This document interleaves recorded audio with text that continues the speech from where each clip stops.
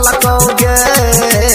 गहल कटल कहोगे ये छौरी फोर चटल कौगे अनहरिया रात में कवन छौरा तोहर चटल कौगे अनहरिया रात में कवन छौरा तोहर चटल कौगे गहल कटल कौगे ये छौरी फोर चटल कौगे गहल कटल कहोगे ये छौरी फोर चटल कौगे अनहरिया रात में कवन छौरा तोहर चटल कौगे अनहरिया रात में कवन छौरा तोहर चटल कौगे सुमित सतीश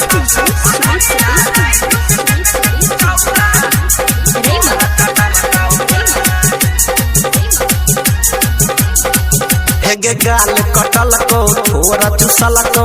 लेलको खूबे मजा हेगे गाल कटल को थोड़ा चुसल को लेलको खूबे मजा चढ़ल जवानी तोहर के गोरकी माल रहौगे ताजा हेगे चढ़ल जवानी तोहर गोरकी माल रहौगे ताजा चुमा लके दुनु गलिया लालो लहाल के लकोगे अनहरिया रात में कवन छौरा तोहरा गहल कटल कौगे ये छौरी फोर चटल कौगे गहल कटल कहोगे ये छौरी फोर चटल कौगे अनहरिया रात में कवन छौरा तोहर चटल कौगे अनहरिया रात में कवन छौरा तोहर चटल कौगे सुमित सतीश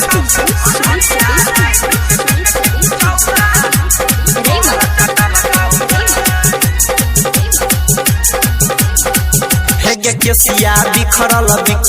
लागो आँख लागै छौ धस केसिया बिखरल लागो आँख लागै छौ धस आ पहिले जे बुझतियौ त रहिती दोसर छौरी संगे फंस हेगे पहिले जे बुझतियौ त रहिती दोसर छौरी संगे फसल बिना मोबिल के इंजन चलेला कहो बाइडिंग सिही जकेला कहोगे अनहरिया रात में कवन छौरा तोहरा गहल कटल कौगे ये छौरी फोर चटल कौगे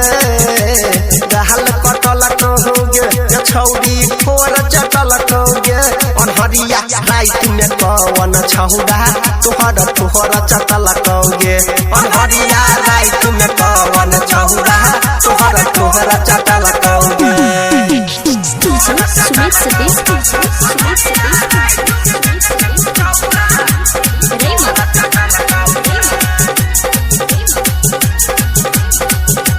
कहै छौ तोरा यादव अनिल सुन केला के हन करम हेगे कहै छौ तोरा देवेंद्र कृष्ण केला के हन करम नाक कटरा के नाम हसेला भेलो नै तोरा सोहरम हेगे नाक कटरा के नाम हसेला भेलो नै तोरा सोहरम सुमितावा फाइल के तोरा सलावारा के रुमाल बनेला कौगे सतीसावा फाइल के तोरा सलावारा के रुमाल बनल कौगे गहल कटल कौगे ये छौरी फोर चटल कौगे गहल कटल कहोगे ये छौरी फोर चटल कौगे अनहरिया रात में कवन छौरा तोहर चटल कौगे अनहरिया